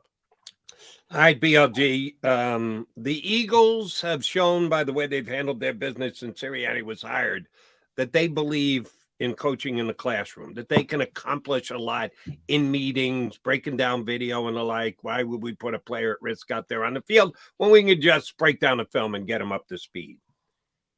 If the right guy is cut in the next 48 hours, and that's at the quarterback position, is there any chance that they cut Marcus Mariota and grab that quarterback and say, we think he's actually better? Understanding that we got to get him like up to speed in 5 days with all just meetings and a couple of snaps in practice. Not ideal, but is there a chance that the Eagles will change their backup quarterback? I'm okay with the kid. I'd go ahead and elevate McKee, but a lot of people would say no chance, no shot. You got to have NFL experience in your backup quarterback. If an experienced backup quarterback gets cut, do you think the Eagles have interest? I mean, it's not that they're not going to look at it. I think at the end of the day, though, Marcus Mariota is going to be here. And look, I think people are Mariota did not have a good summer. No doubt about it. I was there for training camp. Didn't look good. We all saw the preseason games. But I don't know that he was that much worse, and potentially he was better than Gardner Minshew last year, who also didn't look good in training camp. So I just don't remember the same kind of freak out for that for whatever reason. I think maybe he was a little better in the preseason games, but still in the practices, he was not good at all. So I think there's a little bit too much of a freak out. And I think Mariota, you can't just dismiss that, this is a guy with 87 games played, 74 career starts, including or plus 2 playoff starts. Like that's not nothing. And you look at the fact that, his passing ability, rough, but what he can do on the ground is nothing. Again, with his legs and, a run-heavy Eagles offense, that could potentially work. Probably not for an extended period of time, but if Hurts gets hurt for a game, and that's kind of what he's been the past couple of years, missed 2 games, missed 1 game, maybe he can get through. And if he can't get through that 1 game and he is a total disaster, I think that's the point where you kind of flip the switch and you say, okay, Tanner McKee did enough here to shorten the leash that Marcus Mariota had. And then I think you go to him after that, because I think McKee, what he showed is real. And I don't think it's to the point where right now you push that button. I think you give Mariota a chance, but I don't think you give him a big chance. Brandon, I can't remember a time where Eagles players, especially the veterans, spoke so highly of an incoming rookie class like Jalen Carter and Nolan Smith. And yesterday, Brandon Graham was asked about, hey, you're going to the year 14 in your career, why keep coming back, that kind of thing. And he said, well, sacking the quarterback is fun. And then he went on to talk about the young guys and helping them along and coaching them up and kind of being that veteran leader. And essentially what he was talking about was his legacy and how, years down the line, he wants Nolan Smith and he wants Jalen Carter to be that type of player to that incoming rookie class. But when it comes to just the thing that matters most, play on the field, Fletcher Cox, Darius Slay, Brandon Graham has talked about Nolan Smith and Jalen Carter. Like, these guys are going to be impact players from jump. And I can't remember a time where veterans were more excited to see the debut of rookies than this veteran leadership on this team talking about this rookie class. How impressive have they been while watching them, not just in the preseason, obviously, but at camp? I think Jalen Carter, he was really like starting to come on here towards the end of camp. I mean, I was there the day when he pancaked Joel Bitonio, like a 5-time Pro Bowler, multi-time All-Pro kind of guard to the ground. As a rookie, that's crazy. And it also kind of lines up with what the things we've heard from these veterans as you're talking about. Specifically, Jason Kelsey has mentioned, Jalen Carter's power is unreal. And we saw that on display. And I think Nolan Smith did a lot of good things. I think Brandon Graham sees like a younger version of himself to some extent in terms of at least the energy that Nolan Smith brings to this team. So, yeah, it's an exciting thing to have these young guys coming in here. And look, the Eagles need that. They're at the point in their process here with Jalen Hurts on this mega contract where the young guys are going to have to play. And that's not something that they really had last year for the most part. I think Britton Covey may have ended up like the most snaps or the most impactful rookie by the end of last season when all things were said and done. But you need these young rookies this year and the guys from the 2022 draft class as well to really step up and be not only contributors now, but ideally, hopefully, the next core of this team. All right, BLG, I need a prediction from you. And this is something that we may, after the fact, have to go, we still don't know. But I'm going to ask you to predict ahead of time. I like some of the stances you took about both the offense and the defense in maybe being more positionally matchup guided than they have been in the past. we've gone through the preseason, the joint practices, the regularly scheduled preseason games, which the Eagles handled differently than everyone else in the National Football League. I got no idea what Sean Desai and their new offensive coordinator are going to do. I don't know that they've given us anything to judge because they play their cards close to the vest. That's Eagle requirement. Coaching 101 coming down from the top. Which of the two coordinators will we know more about after week one? Who will show their hand more offensively or defensively? We go, all right, well, that's what this new coach is going to do as compared to the guy he's replacing. Who is going to be the coordinator that will have a better feel or a bigger question mark after week number one? I think we're going to see some different things with the offense in week one, or maybe I think early on in the season, if not the first game, literally, because there was a lot of early in camp, especially running backs being involved in the passing game. And last year, if I'm not mistaken, the Eagles, I think, passed the ball to the running backs fewer than any team in the league. Any team in the NFL, the least quarterback to running back combos. And look, part of that's you have A.J. Brown, Devontae Smith, and Dallas Goedert. So why do you need to pass to the running back? There's not really a need for that when you have those three guys. But I do think, again, it's not like the whole offense is going to be centered around that. But I do think we will see it a little bit more. And I think that's a different dynamic. I think the short game as a whole is something interesting to think about because you also add, Olamide, Zacchaeus in there, and maybe you're working underneath a little bit more to complement those big plays down the field. But I think we'll see some tweaks in that regard with running backs being a little bit more involved with the offense early. Defensively, I'm not expecting to see, again, a night and day kind of thing here. There might be certain matchups that look more out of character relative to last year in terms of a player following someone or, Bradbury going into the slot, something like that. But I think it's the offense that's really going to have all the attention anyway. BLG, we appreciate you jumping in with us. Thank you very much for a couple minutes. Glad to hear you're feeling better. Be on top of Bleeding Green Nation all week with the valuations. The Eagles cut down the roster. And we are now just 13 days away from Eagles season getting started. We will have BLG on plenty during the year. Thank you very much for jumping in today, Brandon. Take it easy, guys. Thanks, brother. Brandon Lee Gowton, Bleeding Green Nation, here with us on Birds 365. All right, Mark Farzetta in for Johnny Mac with me, Jody Mac. Come back, put a bow on the show on a Football Monday.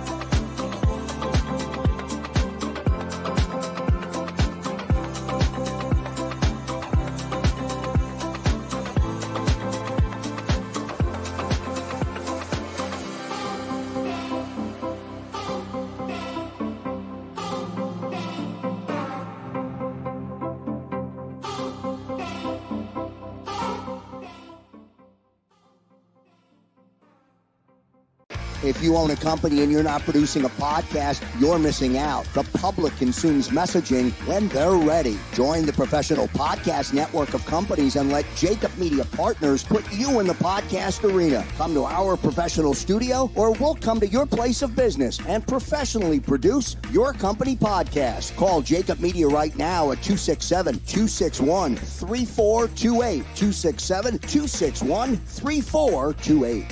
Heading down the shore, have a ball once more. Here, imaginations run wild and time stands still. Because here, you can find the best of the Jersey Shore, all on one 5-mile island.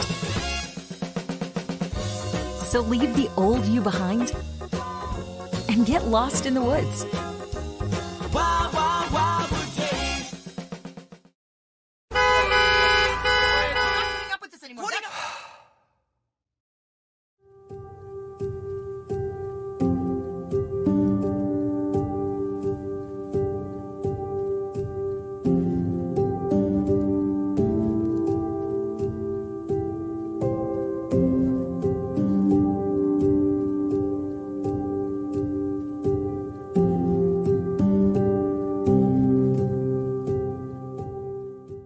Score and save in southeastern PA and Delaware with Colony Pools this football season, and let the experts close your pool with a custom Merlin safety cover in green for the birds. And if you join our Winter Watch team, we'll give you another 20% off, and Colony Pools will handle it all. Keep your tiles on your pool, not in your pool. Fly with Colony right now, birds fans. Visit flywithcolony.com.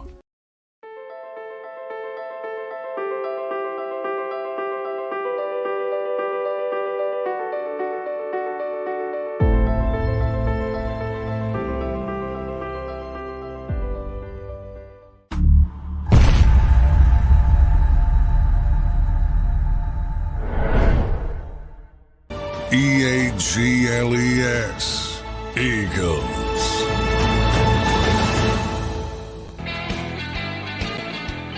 Mark Barzetta in for Johnny Mack here on Bird 365. J Mack got to get over to South Philadelphia for Eagles media availability and the short time they'll be allowed to watch practice before they're told. Thank you very much for coming. And he'll be back with us again tomorrow. All right, here's where I want to finish up today's show, Mark Barzetta. It's kind of given the Eagles both credit and also some notification, because over the next 24, 48 hours, us here, any sports outlet worth its salt, will be talking about cuts and who's going to be released and why they're going to be released and the like. And there'll be talks of where the player was drafted. And if he was just drafted this past year, yeah, you made that call and you took him at that point. But the further you get away from the draft, at least in my mind, it should matter less. Where a guy was drafted after he's been in the league for a year or 2 or 3 or 4 or 5 or 6 or 7 is irrelevant to me. And some teams cling to that. The Eagles, I have called on the carpet and said they've been guilty of that before, hanging on to a guy because, they used a draft pick on him. But I give the Eagles a lot of credit because they didn't draft Reed Blankenship. They didn't give Reed Blankenship a huge signing bonus. The guy came in here and basically killed it, and now he is their lone unquestioned starting safety. That means they've just evaluated the player on what he's done, not how they got their hands on him. So a tip of the cap to the Eagles for Reed Blankenship. So here's my question for you. And when I refer back to draft picks, I'm like, yeah, I'm referring to Derek Barnett, in case you hadn't figured that out.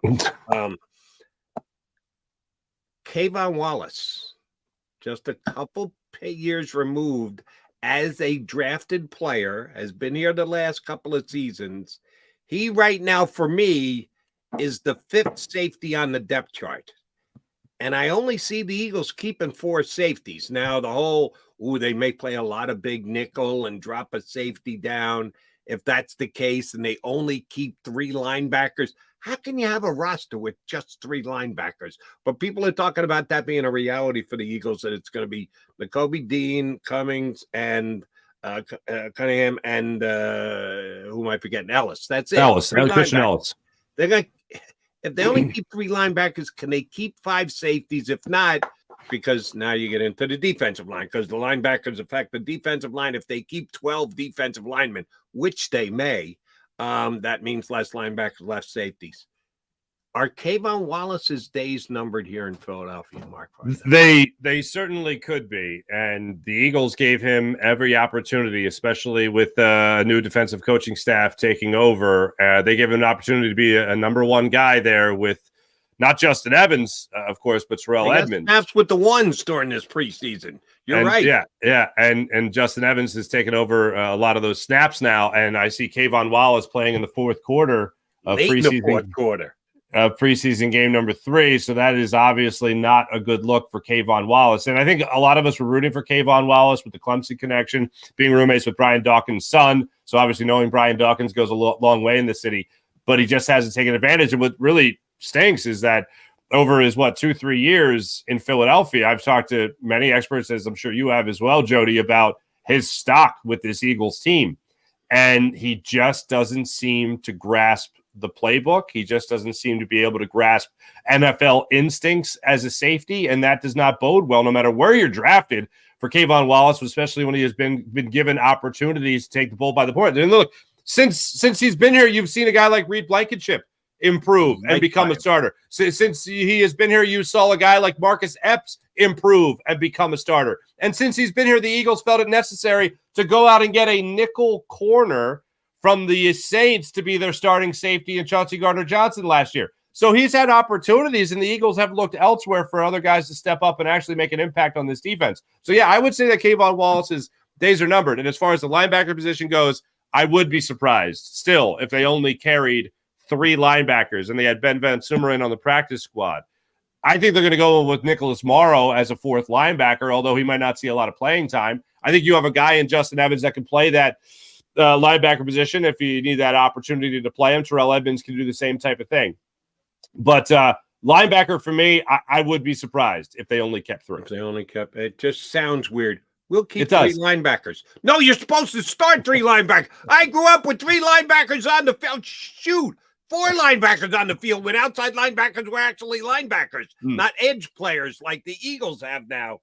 Jody, if it happens, I promise you, the first pregame show from Ocean Casino, where I'm on set with Seth Joyner, that will be my first question to Seth. Seth, 3 linebackers. Seth, linebackers. How do you carry 3 linebackers? Seth, can you go out there and get dressed today? Legitimate question for Seth. What's it like to be the running back of the defense? You tell me. The running back of the defense. All right. Farzy, thanks for stepping in for John today. Appreciate it greatly. You know, we're going to be asking you to do that from time to time during the year. Thanks for doing it as much as you have here in the preseason. It's always a pleasure to work with you, Jody McDonald. Mark Farzetta in for Johnny Mac. All right, J Mac and I will be back tomorrow. Tomorrow's cut day. We're doing some pretty good speculating today. We'll even do that much more tomorrow as we count down to week number 1 against the New England Patriots. Before you get out the door, hit the like button once. Oh, if for no other reason for Farzetta, forget about 4 linebackers on the team. We all like to see that. But no, you like Mark Farzetta. So hit that like button before you get out of here on Birds 365. McMullen and McDonald will be back tomorrow in 2 and 2. You've been listening to Birds 365, the destination for the passionate Eagles football fan who bleeds green. If it's Eagles football, we're talking about it. Debate inside the locker room and guests that are some of the greatest football minds from around the region. We hope you enjoyed the show. We know we had a blast. Make sure to like, comment, and subscribe, and we'll be back soon. But in the meantime, hook up with us on social media at JAKIB Sports. See you next time on Birds 365.